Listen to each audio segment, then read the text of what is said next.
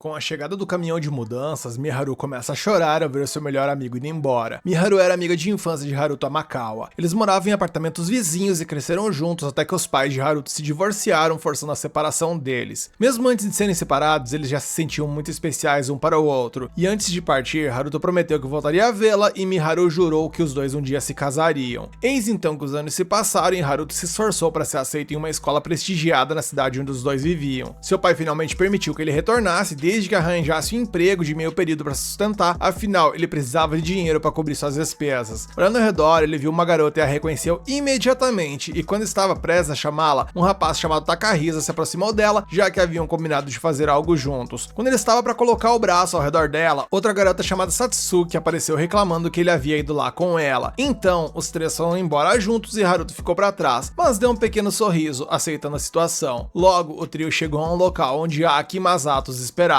Satsuki comentou o quanto eles haviam crescido e Masato respondeu dizendo que a garota havia ficado ainda mais bonita, o que deixou Aki nervosa e Satsuki radiante de felicidade. Eles estavam reunidos para celebrar mais um ano de escola. No entanto, naquele mesmo dia, os cinco foram transportados para um mundo alternativo. Durante o processo, Aisha percebeu algo estranho e rapidamente alertou Haruto. O restante do grupo estava perdido naquele universo bizarro, sem ideia de onde tinham parado, e para piorar a situação, não havia sinal de telefone e de repente um homem enorme com uma espada se aproximou deles. Enquanto isso, Haruto estava indo para o sudeste, guiado por Aisha. No caminho, ele encontrou uma estranha nuvem mágica e decidiu investigá-la, e no meio da névoa, ele encontrou um celular rosa. Em outra parte daquele mundo, em um acampamento cheio de homens armados, os adolescentes recém-chegados foram jogados em uma cela com vários outros, exceto Miharu, que foi levada por um homem de cartola. Ela tentou se comunicar com ele, mas ele falava uma língua diferente. Aki gritou pra amiga, mas um soldado bateu nas grades para silenciá-la. No meio de tudo isso, Haruto viu uma fumaça ao longe e foi em direção a ela. E lá era o local onde o grupo da Terra havia sido levado, e assim que os guardas notaram que um estranho se aproximava, um deles assoviou para alertar os outros. Eles rapidamente cobriram as gaiolas com lonas para esconder as crianças aprisionadas, justo quando Haruto chegou, procurando pela pessoa que havia deixado cair o celular que ele encontrou. O homem de cartola, que parecia ser o líder daqueles caras, afirmou que nunca havia visto aquele telefone em sua vida. Ao avaliar essa situação, Haruto percebeu que iniciar uma briga naquela situação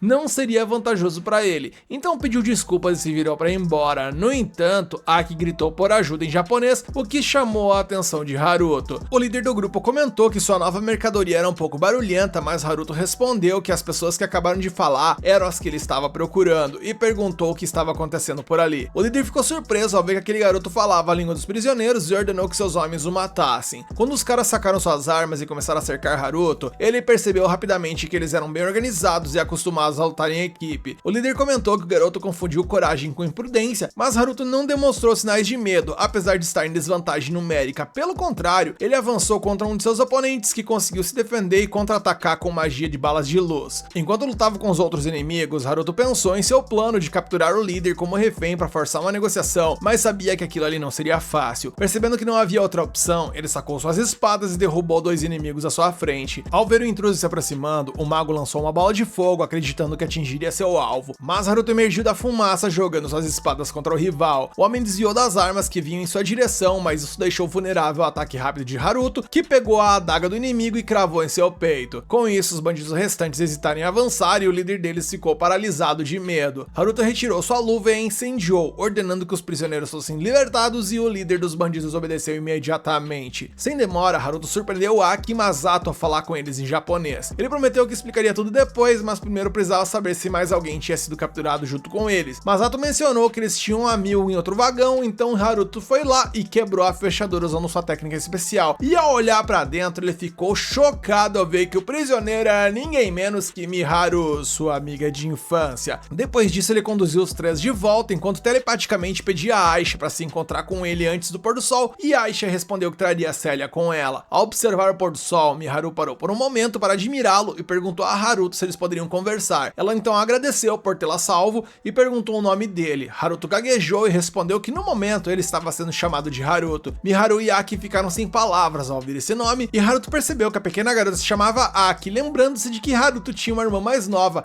embora eles não se vissem há muito tempo. Para confirmar, ele pergunta se há algo errado, mas Aki respondeu que não. Masato então perguntou por que Haruto não tinha sobrenome e se apresentou como sendo Masato, irmão mais novo de Aki. Haruto refletiu que Amakawa Haruto não tinha o irmão mais novo novo e Masato também não carregava o sobrenome Amakawa. Deduzindo então que talvez a mãe de Haruto tivesse se casado novamente e tido um filho com outro homem, e com isso em mente, ele perguntou o sobrenome de Aki, e ela disse que também era Sendo. Haruto prometeu explicar por que não tinha um sobrenome assim que chegasse a um local mais confortável, e sem perder tempo ele encontrou um local adequado e usou sua habilidade de desfazer para erguer uma grande pedra do chão que continha sua casa dentro dela. Nesse momento Aisha chegou com Célia falando em italiano, que é a linguagem desse mundo. Célia ficou feliz ao ver o seu amigo novamente e Haruto apresentou os habitantes da Terra, explicando que Célia já havia sido sua professora. E após as apresentações, Aisha beijou a amiga na testa, provocando uma reação mágica. Em seguida, ela repetiu o gesto com Miharu, criando uma conexão temporária que permitiu que elas compreendessem a língua uma da outra. Haruto ficou surpreso ao descobrir que Aisha poderia fazer aquilo e ela explicou que só era possível porque ele entendia ambas as línguas. Caso contrário, ela não teria como fazer. Dito isso, Aisha admitiu que estava com fome e Haruto os convidou para entrar dentro da casa de pedra e lá dentro ele ofereceu para eles um banho para quem quisesse. Enquanto Masato comemorava a oportunidade de tomar um banho, a sua irmã Aki pediu para ele deixar de ser tão emocionado, fazendo todos rirem. E quando as meninas se reuniram para o banho, Miharu descobriu que o verdadeiro nome de Haruto era Ryo e que Aisha era um espírito que tinha feito um pacto com ele. Célia foi quem contou isso a Miharu, mas como também havia acabado de conhecer Aisha, ela não sabia muito sobre os detalhes. Aki se aproximou para entender um pouquinho mais a conversa e Miharu explicou que Aisha não era humana, mas sim um espírito da natureza. Após o banho, era hora de todos comerem e Masato perguntou se eles estavam em um mundo de RPG de fantasia. Haruto respondeu que não jogava muitos jogos assim em sua vida passada, então não tinha certeza, mas que parecia ser algo do tipo, embora fosse um pouquinho diferente de um jogo, porque ali não havia um botão de reiniciar. Como era o caso, Masato perguntou se as coisas teriam ido mal para ele se Haruto não tivesse aparecido, e Haruto respondeu que todos teriam se tornado escravos, provavelmente. Célia então chegou em seguida agradecendo a Haruto por oferecer um banho maravilhoso, e quando Haruto percebeu que ela estava usando roupas completamente diferentes, ela explicou que Aki as emprestou, dizendo que seria estranho usar um vestido de noiva novamente depois de um banho. Falando nisso, já que o grupo recém-chegado não tinha outras roupas, Ryo decidiu que compraria mais itens essenciais no outro dia, e Miharu lembrou que eles não tinham dinheiro, mas Ryo ofereceu-se para cobrir qualquer despesa necessária por ali. Célia perguntou onde fariam as compras e Ryo sugeriu a Mandy como um bom local. Célia ficou contente com a ideia e se perguntou se seria possível vender seu vestido de noiva para conseguir mais dinheiro, mas mais uma vez Ryo disse que não precisavam se preocupar e com isso convidou a todos para comer. Ao ver a mesa cheia de comida, Célia perguntou se Ryo havia preparado tudo e ele confirmou. Durante a refeição, Ryo soube que o grupo foi trazido para aquele mundo por um fenômeno causado por magia de invocação. Miharu perguntou se havia alguma forma de voltar para a Terra, mas Haruto admitiu que não tinha uma resposta para isso, pois essa situação era muito diferente da sua própria reencarnação naquele mundo. Aki comentou que Haruto havia morrido em um acidente de trânsito quando era universitário e perguntou se essas memórias voltaram para ele quando ele era criança nesse mundo. Ryo confirmou que sim e explicou que por isso acreditava que sua experiência não era de grande importância para os recém-chegados. Célia refletiu sobre tudo e concluiu que os 6 pilares de luz que viram, junto com os eventos desse ano, o ano 1000 da Era Sagrada, podiam estar ligados à lenda dos 6 deuses sábios. Ryo disse que 1000 anos após a guerra divino-demônio, 6 pedras sagradas brilharão com cores diferentes e pilares de luz subirão ao céu. Então, heróis vestidos com trajes divinos retornarão de fora do mundo e no lugar dos 6 deuses sábios liderarão a humanidade. Mesmo assim, Ryo não acreditava que eles fossem os heróis mencionados na lenda e Célia concordou. Miharu então lembrou que eles estavam com outras pessoas quando vieram para esse mundo, no caso Satsuki e Takihisa. Então talvez eles também estivessem por lá e Ryo, apesar de não ter certeza, considerou essa possibilidade. Miharu ficou preocupada, pois ela e seus amigos foram salvos por Ryo, mas os outros poderiam não ter tido a mesma sorte, especialmente em um local totalmente desconhecido e hostil. E quando a conversa estava chegando ao fim, Aisha bocejou no meio da mesa, levantou-se e puxou Ryo em direção ao quarto, dizendo que estava com sono e o chamou para mimir depois de um dia longo. Ryo pediu 1 minuto, mas Aisha insistiu, pois já havia gastado muita energia naquele dia. Assim que disse isso, ela desabou no peito de Ryo, ainda conseguindo se manter de pé. Célia ficou completamente desconcertada, pensando que aquilo foi de 0 a 100 muito rápido, mas o espírito explicou que estava apenas recarregando e que sempre dormia com Haruto. Vendo sua professora desmoronar com essas informações, Ryo explicou que havia um bom motivo para isso e visivelmente abalada, Célia gritou que ele nem havia tomado banho ainda, enquanto Miharu timidamente levantou a mão, oferecendo-se para limpar a mesa. E da mesma forma, os irmãos se juntaram a ela para evitar assistir essa cena desconfortável por mais tempo. Após isso, Ryo contou a elas o que de fato acontecia, explicando os pormenores, e para não gerar mais desconforto, Aisha mencionou que iria dormir com Miharu, pois apesar dela ter menos energia mágica que Ryo, ela também tinha. Ficou definido então que Aisha e Miharu dormiam em um dos quartos, os irmãos ficariam em outro, Célia em outro e Ryo em outro. Todos então foram aos seus quartos para repousar e Ryo acompanhou Célia até o quarto dela e depois voltou ao seu. Sozinho, ele pensou pensou que nunca imaginaria encontrar Miharu novamente nesse mundo e se perguntou o que ela faria se descobrisse que ele tinha as antigas memórias de Haruto. Contudo, ele logo concluiu que não era mais Haruto e que agora ele era Ryo. Muito tempo atrás, ele havia decidido sujar suas mãos em busca de vingança contra aquele homem e Yamakawa Haruto já estava morto. Nesse momento, Célia bateu na porta de seu aluno querendo conversar. Ryo a convidou para entrar e serviu um chá para sua professora, algo que não acontecia há muito tempo. Aproveitando a oportunidade de estarem sozinhos, Célia foi direto ao ponto, perguntando onde ele havia encontrado Aisha e o que era essa história de vida passada. E depois de dizer tudo isso, ela percebeu que talvez tivesse ido longe demais e pediu desculpas. Ryo, por sua vez, respondeu uma pergunta de cada vez. Primeiro ele explicou que tinha memórias de uma vida passada e que essa pessoa veio do mesmo mundo que Miharu e os outros, por isso ele entendia japonês. Nesse ponto ele se lembrou do momento em que sua professora o encontrou pela primeira vez nos becos. Ryo recuperou as memórias de sua vida passada pouco antes disso, e o nome daquela pessoa era Haruto. Foi então que Célia percebeu que ele escolheu Haruto como pseudônimo por conta disso.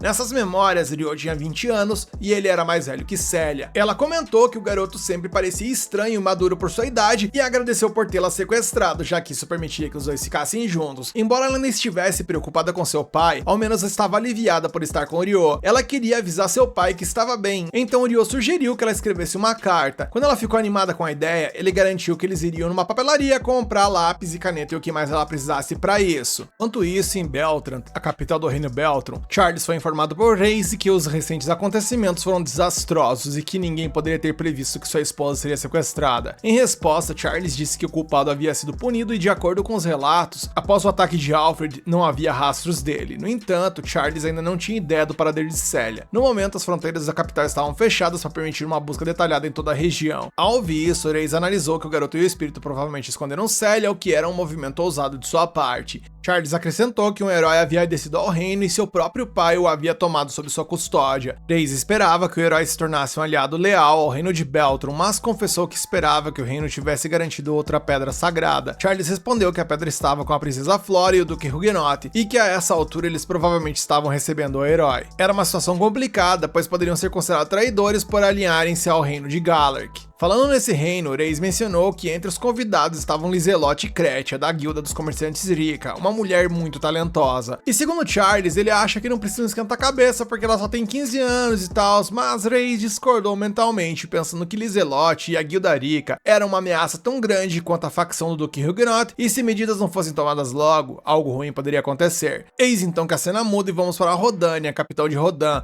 onde uma garota chamada Roana servia comida para um jovem. Ele pediu que ela se sentasse por um tempo, pois não gostava de vê-la de pé, e Roana aceitou o convite educadamente. Outro nobre então confessou que nunca pensou que teria a honra de convidar um herói lendário para sua casa e que se o jovem quisesse qualquer coisa, bastava pedir. O rapaz achou engraçado ser chamado de herói lendário, já que essas pessoas pareciam acreditar que os romances publicados na internet refletiam a realidade. Poucos dias antes, esse jovem estava descansando pacificamente na cama de sua casa, até que repentinamente foi lançado em um novo mundo de fantasia. E jogado em um campo coberto de grama, ele se levantou e percebeu dezenas de soldados ao seu redor, o que o fez entrar em pânico, tentando entender onde estava. Flora Beltran se apresentou como a segunda princesa de Beltran, enquanto outro homem disse ser Duque Gustavo Huguenot, o guardião da princesa. E o garoto, que acabou naquele mundo por acaso, percebeu que a chegada daqueles nobres parecia algo saído de uma história de invocação de heróis, e quando Flora o confundiu com um herói, ele teve certeza disso. De acordo com a profecia deixada pelos 6 deuses sábios, 1000 anos após a fundação da Era Sagrada, heróis apareceriam onde as pedras sagradas estivessem, e Flora acreditava que a katana na mão dele era um sinal claro de que ele era um herói, e sem perceber, o jovem notou que estava segurando uma bela espada, o que ativou seu lado nerd. E logo ele se sentiu cheio de confiança e afirmou que entendia a situação. No fundo, porém, achava que toda aquela história era meio fraca, especialmente porque as pessoas daquele mundo pareciam entender japonês. Nisso, Flora perguntou o nome do seu herói invocado e ele respondeu que se chamava Sakata Hiroaki. Voltando ao momento presente, ele estava sentado à mesa cheia de comida, mas não fazia ideia do verdadeiro propósito daquela reunião. Qualquer um que fosse o motivo, ele planejava agir com calma e fingir estar no controle da situação. Pra ser sincero, ele admitiu estar um pouco confuso com toda essa história de herói, então perguntou se essa pedra sagrada da princesa que o trouxe ali. Flora achou que sim, e Sakata presumiu que se foi trazido ali, provavelmente poderia voltar. A princesa também achou estranho, já que o herói não deveria nem mencionar isso. Sakata começou a acreditar que havia sido sequestrado, já que tinha sua própria vida no mundo original, e foi trazido para aquele local contra sua vontade. A princesa se desculpou, dizendo que os eventos recentes a deixaram perdida também, e Sakata respondeu que não estava culpando prejudicando ninguém, mas claramente ele era o que estava em maior desvantagem ali. O filho do Duque, o Stuart, então comentou que o herói estava sendo desrespeitoso com a princesa, então seu pai o repreendeu por interferir. Depois disso, o Duque pediu desculpas pela grosseria de seu filho e prometeu explicar tudo sobre a situação em que o jovem se encontrava. Por sua vez, Sakata estava genuinamente interessado na questão. Enquanto isso, Ryo saiu de sua caverna oculta para ir às compras com Sally e Miharu. Miharu pediu aos dois irmãos que cuidassem de tudo corretamente enquanto estavam fora, e Ryo explicou que havia uma barreira ao redor da casa, mas que ainda assim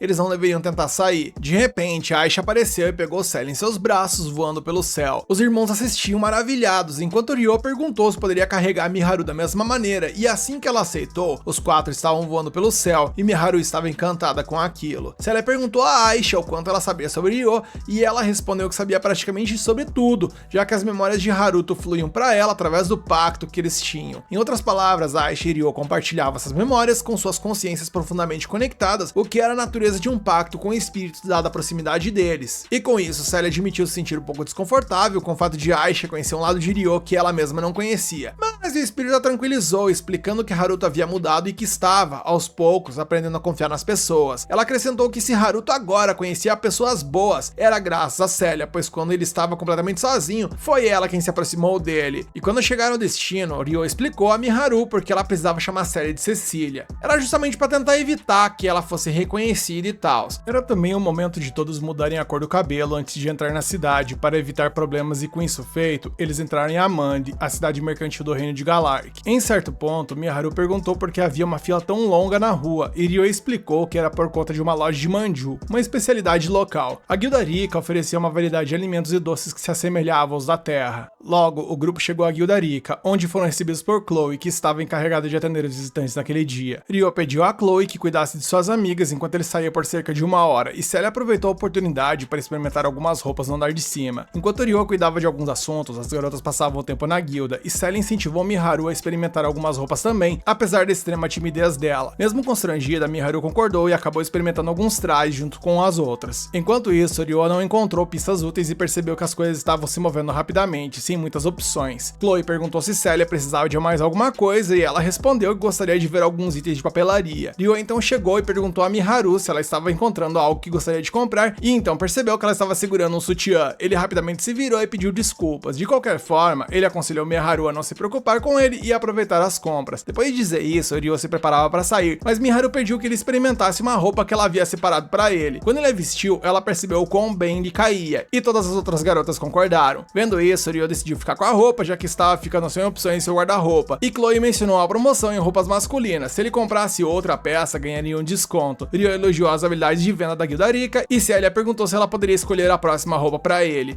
Mais tarde, de volta à pousada, Lizelotte foi informada por Arya que levaria algum tempo até que as fronteiras fossem reabertas. Lizelotte acreditava que Beltrum queria controlar o fluxo de informações sobre o assunto. Por causa disso, ela não podia conduzir seus negócios, o que essencialmente a deixava presa ali. Arya sugeriu que sua patroa aproveitasse o tempo para relaxar e se divertir, e a jovem gostou da ideia. Afinal, a reputação do Duque Arbor havia sido arruinada, o que era bastante divertido para o reino de Galark e digno de celebração. A propósito, Arya expressou sua simpatia pela noiva do Duque, no caso a Célia, que era uma velha amiga sua. Arya suspeitava que alguém hostil à família do Duque Arbor estivesse por trás do que aconteceu, enquanto a garota de cabelo azul apontava que em meio ao caos, heróis surgiram, e um provavelmente foi convocado para o reino de Galark, o que seria algo grandioso. Lizelotte concluiu dizendo que precisava se apressar para retornar assim que possível. E de volta à casa de Ryo, as garotas trouxeram uma quantidade infinita de roupas que Célia e Miharu escolheram. Elas realmente esperavam que Ryo gostasse de todas. Os irmãos também experimentaram algumas, e no meio disso tudo, Ryo lamentou que não conseguiu encontrar informações específicas sobre Satsuki e Takahisa. No entanto, parecia ser verdade que os heróis haviam chegado conforme a lenda dos 6 deuses sábios previu. Ryo acreditava que as 3 pessoas japonesas que estavam na casa foram trazidas por essa razão,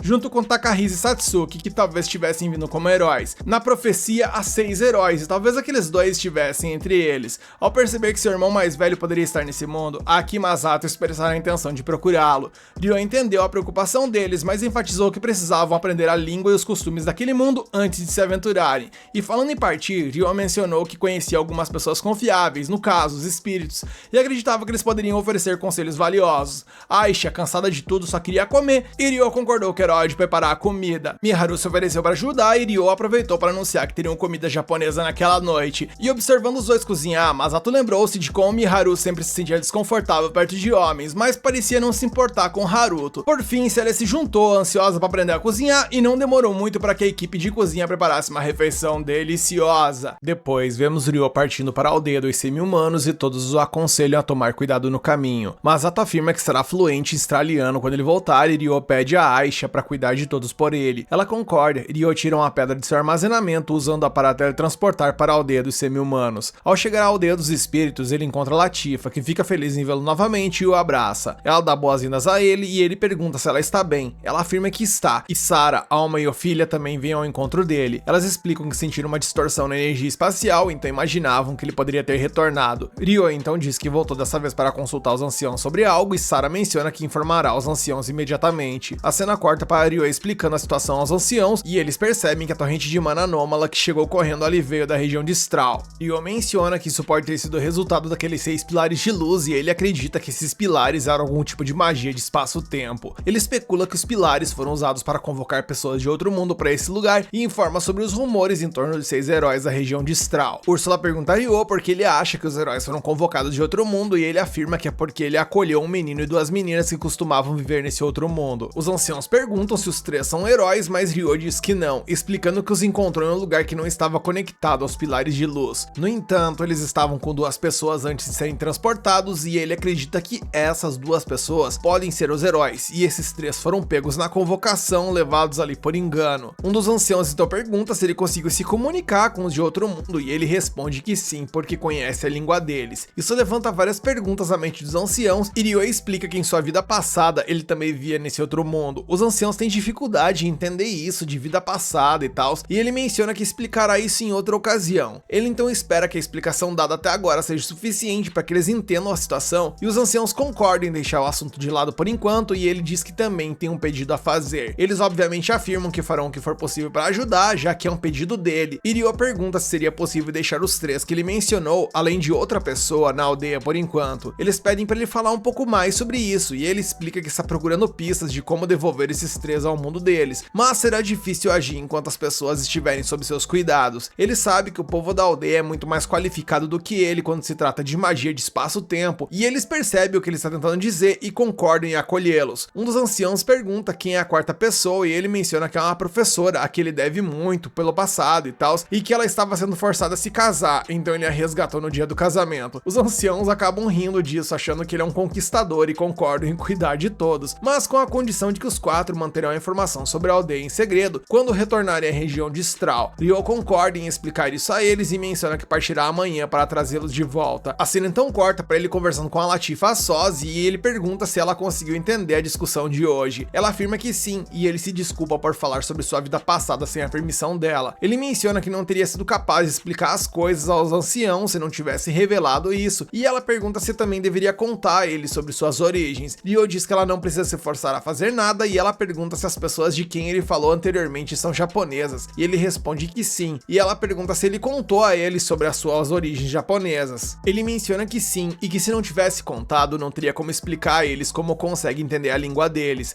Ela afirma que isso deveria ser um segredo entre os dois e ele acha que ela está sendo fofa naquele momento. Ele então diz a ela que mesmo que outros japoneses apareçam nesse mundo, isso não mudará o fato de que ela é especial para ele. Ele a lembra que disse a ela que estava apaixonado por uma amiga de infância em sua última vida e que também tinha uma irmã mais nova. Ela se lembra claramente e ele diz que uma das pessoas que ele resgatou é a amiga de infância e a outra é a irmã de quem ele falou. Ele menciona que não contou a elas que tem as memórias de Haruto e elas se perguntam por quê. Nosso prota explica que elas já estão confusas por estarem em um mundo diferente do que estão acostumadas e ele não conseguiria sobrecarregá-las ainda mais. Ele espera que Latifa também não revele isso a elas e Latifa pergunta se ele na verdade quer contar a elas sobre isso, mas ele diz que quer manter isso como um segredo entre os dois, dizendo que pode ter que contar a eles algum dia, mas não agora, e a abraça. A cena então corta para Haruto saindo da aldeia no dia seguinte e os anciãos se perguntam quando ele voltará com os outros. Ele afirma que sairá mais ou menos daqui 2 semanas de volta e Latifa pede para ele se cuidar e com ele prometendo ficar bem, ele segue seu rumo. Em mais uma mudança de cena, agora vemos Liselotte relatando ao rei François Galarque sobre os eventos que aconteceram na capital real de Beltrum e ele diz que tem outro pedido para ela. Ele pede que ela chame o Duque de Huguenot e ela se pergunta o que vai fazer lá. Ele explica que a Pedra Sagrada em seu reino convocou uma heroína e é por isso que estão planejando convidar os embaixadores de reinos vizinhos para realizar uma recepção para apresentar o herói. Ele menciona que também gostaria gostaria de convidar o herói do reino de Beltrum para essa ocasião e espera que ela entregue a carta em seu lugar. Ela concorda e ele menciona que ouviu dizer que o nome do herói de Beltrum é Sakata Hiroaki. Lizelotte fica surpresa ao ouvir isso e pensa que esse nome tem uma sensação de nostalgia. Ela percebe que esse sujeito pode ser do Japão, mas não diz nada ao rei sobre isso. Ela então pergunta o nome do herói convocado em seu reino e descobre que é Sumeragi Satsuki. O rei especula que os heróis podem ser da mesma terra, já que têm nomes semelhantes, e pede a Lizelotte que conheça sua heroína, pedindo a filha para guiar Lizelotte até Satsuki, e Lizelotte então conhece a heroína, que se apresenta a ela. A cena corta para Ares olhando para Amandi de longe durante a noite, e ele consegue entender porque a guilda mercantil de Irika tem sua sede nessa cidade. Vemos que ele está cercado por alguns monstros parecidos com zumbis, e ele pensa que encontrou uma ótima matéria-prima por ali. Com isso, ele então ordena que os monstros encontrem qualquer pessoa com grandes quantidades de mana nos arredores de Amandi e os tragam vivos para ele, ordenando para matarem o maior número possível de testemunhas desnecessárias e dar um prazo até a noite seguinte. Ele acredita que com essa jogada terá todos os bonecos que precisa e decide usar essa última oportunidade para ganhar dinheiro. Depois disso, segundo ele vai ficar fora do radar por algum tempo. Em mais uma mudança de cena, agora vemos Celia ensinando Masato a língua australiana e ele está tendo alguma dificuldade, mas começa a entender aos poucos a língua. Celia diz a ele que ele melhorou muito desde que começaram há 2 semanas atrás, e na cozinha Miharu pergunta a Aki se Haruto vai voltar logo. Aki afirma que Haruto é tudo sobre o que Miharu tem falado desde a noite passada e se pergunta por quanto tempo vão viver assim. Ela diz que deveria ter começado um novo período escolar até agora, mas em vez disso foi sugada para esse mundo e não tem ideia de onde Takahisa e Satsuki estão. Ela pensa que pode nunca mais ver sua mãe ou qualquer outra pessoa que conhecia, e Miharu tenta confortá-la. Aki pergunta a Miharu se ela não está preocupada e Miharu diz que está, mas ela tem Aki, Masato e também Haruto e os outros, mencionando que isso faz sentir-se mais calma, e Aki se pergunta se Miharu não quer voltar para outro mundo, e Miharu afirma que sim, mas entrar em pânico não vai adiantar de nada. Ela menciona que Haruto já está fazendo o melhor que pode e agora tudo que elas podem fazer é confiar nele. Aki então pergunta o que ela acha de Haruto e Miharu menciona que no mundo antigo dela, ela se sentia ansiosa perto de homens, mas sempre que está com ele, parece que está se divertindo. Miharu continua e diz que ele é confiável, uma boa pessoa e talvez também tenha algo a ver com o fato dele ter o mesmo nome do irmão de Aki, no caso, Haruto. Aki nesse momento fica pistola ao ouvir isso e menciona que comparar Haruto com o irmão dela é simplesmente rude, afinal, aquele cara não presta, referindo-se ao seu irmão. Miharu então se desculpa e Aki faz o mesmo após perceber que se excedeu e sai pra fora pra se acalmar. Lá fora ela pensa que é uma idiota por culpar Miharu quando ela não fez nada de errado e se pergunta se Miharu ainda está apaixonada por Haruto, seu irmão, a quem ela chama de ser desprezível. E quando ela está totalmente perdida em seus pensamentos, Miharu aparece por ali. Ela então nota os monstros de antes na frente delas e as duas se perguntam o que são aquelas criaturas. Elas pensam que precisam entrar na casa e os monstros quebram a barreira tentando atacá-las, mas Aisha salva as duas. Ela então dispara contra eles e Masato consegue ouvir o barulho de dentro da casa. Ele se pergunta o que foi aquilo e Celia diz pra ele ficar ali enquanto ela vai verificar. As garotas perguntam a Aisha o que é aquilo e ela diz que era um monstro e que provavelmente foi atraído pela energia mágica da barreira. Ela percebe que o monstro ainda está vivo mesmo depois de levar o ataque dela e se lembra da promessa que fez a Ryo de proteger a todos. 2 dos monstros tentam atacá-la juntos e Aisha consegue parar um deles, mas os outros conseguem passar e Celia cuida deles. O monstro tenta atacar novamente, mas Haruto salta de cima para salvá-las e se desculpa por estar atrasado. Ele então percebe que o monstro que ele acabou de atacar é forte e pergunta a Aisha se ela sabe algo sobre eles. Ela diz que só sabe que eles se parecem monstros e que o mais escuro é mais forte que os outros dois. Ryo então decide ir atrás do mais escuro e deixa os cinzentos para Aisha. Ela entende e ele impede o monstro mais escuro de fugir. O monstro ataca, mas ele desvia e consegue imobilizá-lo. Ele tenta ver se o monstro pode entendê-lo, mas descobre que não e o apunhala com sua espada. O monstro então diz algo a ele e morre, deixando para trás um cristal. Ao ver o cristal, Ryo pensa que aquilo deveria ser um monstro e nota que Aisha também derrotou os outros dois. Ryo então agradece a sua professora pela ajuda, mas mentalmente ele só lembra que aquele monstro ali pediu para ser morto por ele de alguma forma. Depois disso, Aki se desculpa por ter saído da casa, mesmo depois de Ryo ter pedido para não fazer isso, e Miharu também se desculpa, dizendo que Aki só saiu porque ela disse algo insensível a ela. E Ryo ali compreende tal e acaba até mudando de assunto, dizendo que sente um cheiro bom e se pergunta se eles estão fazendo um murais. Miharu diz que sim e Celia menciona que deveriam comer, pois ela está torada de fome e Masato concorda. Ryo também menciona que tá com o estômago colando nas costas de tanta fome e Miharu e Aki vão servir a comida, mas antes de saírem, Ryo informa a todos que eles vão mudar de casa em breve. Depois disso, vemos os monstros sobreviventes voltando para Ares com alguns humanos e ele percebe que um grupo está faltando. Ele se pergunta se eles foram mortos, por seus alvos e afirma que não é algo simples matar um grupo de revenantes. Ele acha que seus planos serão atrasados, já que o número foi reduzido, mas por enquanto ele decide apenas fazer mais bonecos, se perguntando quantos retornarão pra ele dessa vez. Nisso o episódio acaba e eu tô super ansioso pra ver como essa história vai se desenrolar. Você quer continuar acompanhando essa história aqui no canal? Então deixa aqui nos comentários que você quer a continuação, mete o dedo no like pra fortalecer esse vídeo e se inscreve e ativa o sininho pra fortalecer o canal.